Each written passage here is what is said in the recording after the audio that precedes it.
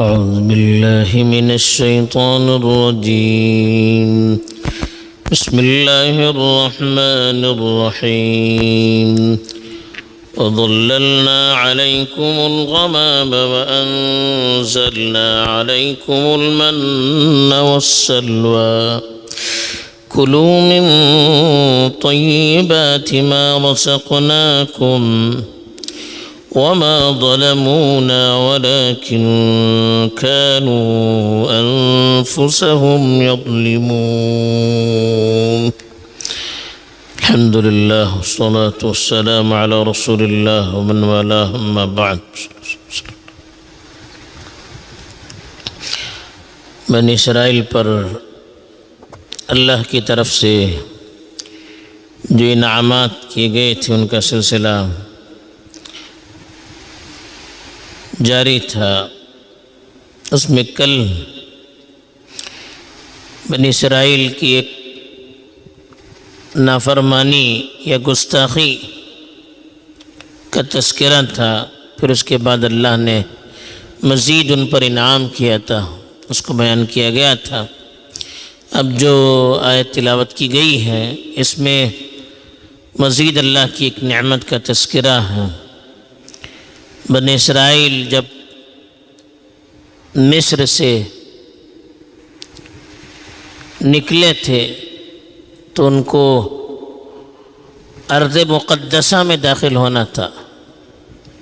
بیت المقدس جہاں پر ہے اس علاقے میں ان کو داخل ہونا تھا، لیکن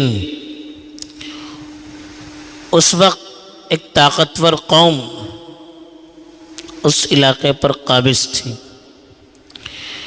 بنی اسرائیل سے ان کا مقابلہ کرنے کے لیے کہا گیا. بنی اسرائیل بزدل قوم تھی، وہ کیسے ان کا مقابلہ کرتی؟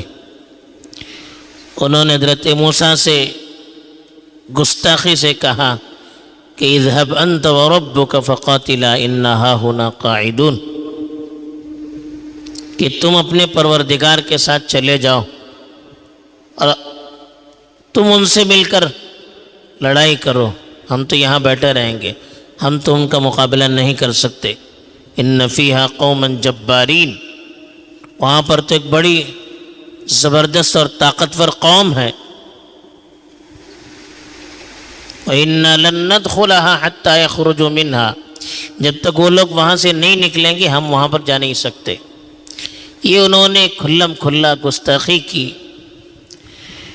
تو اللہ کی طرف سے پھر ان کو اس طرح سے عذاب دیا گیا کہ 40 سال تک وہ وادی تیہ میں بھٹکتے رہے، لقدق صحرا میں، جہاں نہ دانا نہ پانی نہ درخت نہ سایہ، کچھ بھی نہیں تھا.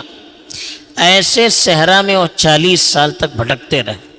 فَإِنَّهَا مُحَرَّمَةٌ عَلَيْهِمْ 40 سنہ، کہا کہ اگر تم ان سے مقابلہ نہیں کرو گے تو 40 سال تک وہ سرزمین تم پر حرام ہوگی.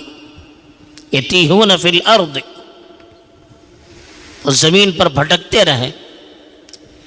تو ایسی حالت میں جب زمین پر وہ بھٹک رہے تھے، دانے دانے کے لیے ترس رہے تھے، چھاؤں نہیں سایہ نہیں، دھوپ بلا کی تھی. تو پھر حضرت موسیٰ علیہ السلام سے انہوں نے کہا کہ اپنے پروردگار سے دعا کیجیے. تو حضرت موسیٰ علیہ السلام اللہ کے نبی تھے، تو انہوں نے اپنے پروردگار سے دعا کی. تو اس صحرا میں بھی اللہ کی طرف سے ان کی مدد ہوئی کہ مستقل ان کے ساتھ سایہ رہتا تھا. جیسے بادل رہتا ہے، بادل کی صورت میں سایہ مستقل ان پر رہتا تھا. جہاں جاتے سایہ ان پر ساتھ سایہ فگن رہتا تھا، دھوپ کا احساس نہیں ہوتا تھا.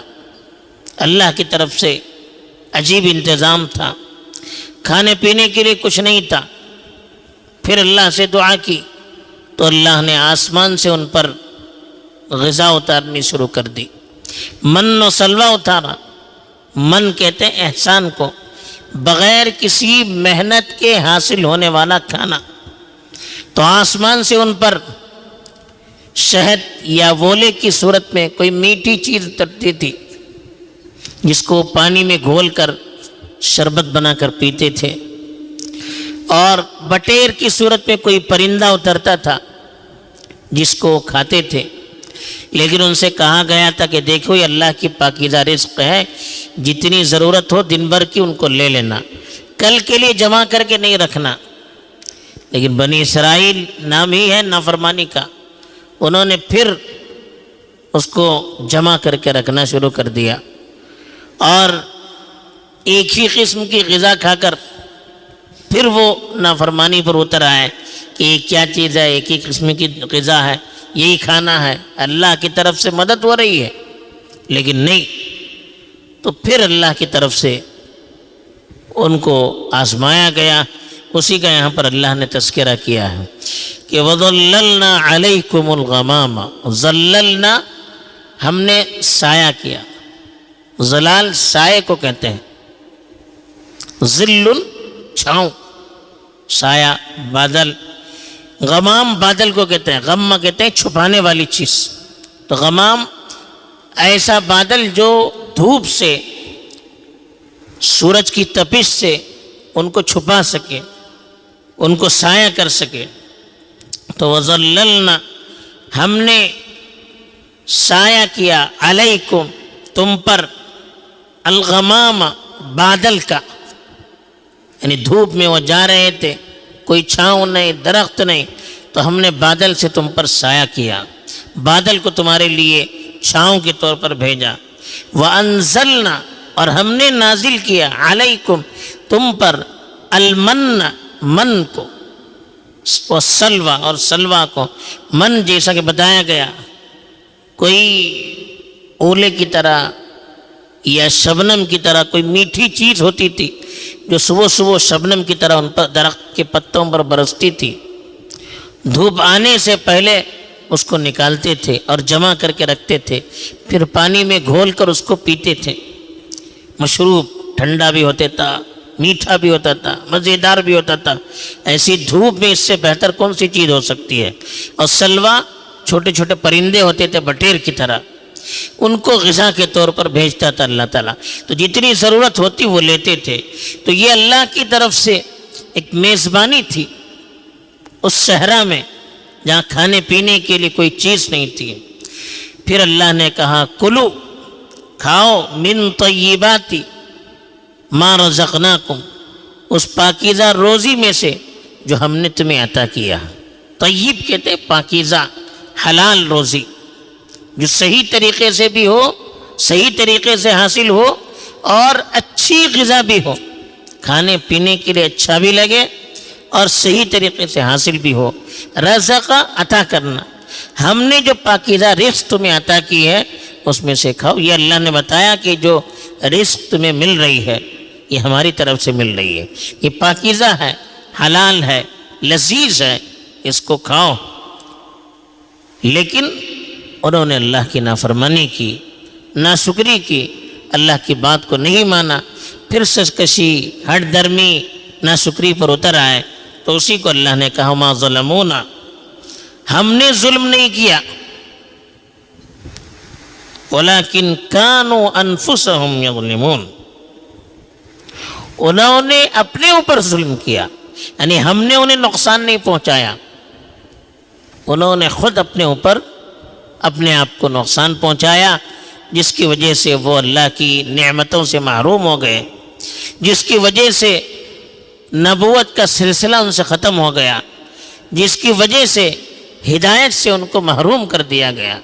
حالانکہ ہونا ہی چاہیے تھا کہ وہ بیت المقدس کی طرف چلے جاتے اور وہاں پر توحید کا علم بند کرتے، توحید کی تعلیم کو وہاں پر عام کرتے، ایک اللہ کی عبادت کا وہاں پر چلن کرتے، اس کو رواج دیتے اور اللہ کا شکر ادا کرتے، لیکن انہوں نے ایسا نہیں کیا، جس کی وجہ سے ان کو بھٹکنا بھی پڑا، اللہ کی نعمت سے محروم بھی ہونا پڑا، اور جو اعزاز اللہ نے انہیں دیا تھا اس سے بھی ان کو دور کر دیا گیا۔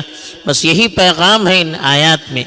ایک تو اللہ تعالیٰ اپنے بندوں پر بڑے مہربان ہے، جتنا بھی انسان نافرمانی کرتا ہے، جب بھی بندہ اللہ کی طرف متوجہ ہوتا ہے، اللہ تعالیٰ ان کی مدد کرتے ہیں۔ دوسرے، نبیوں کی دعا ہر وقت مؤثر ہوتی ہے۔ بنی اسرائیل کی نافرمانی کے باوجود حضرت موسیٰ جب بھی دعائیں کرتے تھے، اللہ تعالیٰ ان کی دعاؤں کی تاثیر سے بنی اسرائیل کو نوازا کرتے تھے۔ تیسرے، اللہ تعالیٰ چاہے تو بے موسم کی چھاؤں سایہ بھی کر سکتا ہے، بے موسم کی چیزوں کو بغیر کسی ذرائع اور اسباب کے کھلا بھی سکتا ہے۔ چوتھی چیز، اللہ تعالیٰ جیسے نعمت دے سکتا ہے، اگر اس کی نافرمانی کی گئی، ناشکری کی گئی، اس نعمت کو اللہ تعالیٰ چھین بھی سکتا ہے۔ یہ پیغام ہے، اللہ تعالیٰ اس پیغام کو سمجھ کر اپنی زندگی کو بھی اس کے مطابق چلانے کی توفیق دے۔ آمین۔ وآخر دعوانا الحمد للہ رب العالمین۔